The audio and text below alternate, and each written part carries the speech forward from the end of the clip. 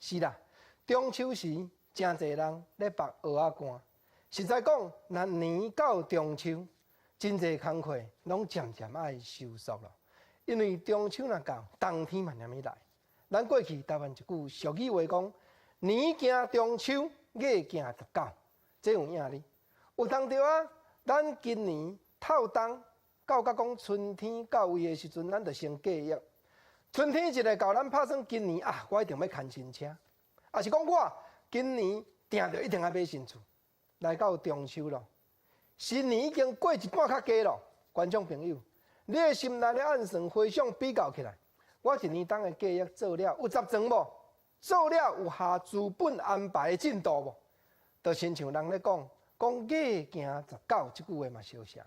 你要看到月娘圆，13、14啊开始来到15上界圆，经过16、17、18，若到19、20个过，慢慢月娘圆即个月就无得看了。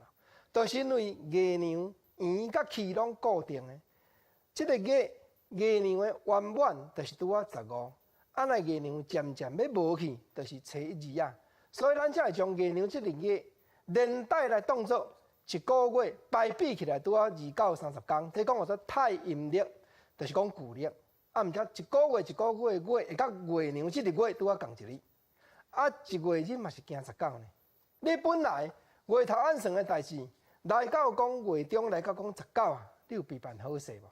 人讲好天就接好来娘，一月日一个过，遮尔啊紧。过去台湾一句俗语话讲了真好，讲吼万项的头路，咱家己都要先按算，咱家己都要想大声，咱家己都要枕头甲贴较悬的，想好较长咧，真侪代志爱传伫咧头前，毋则讲连做乞食嘛，都要有4个月的春粮。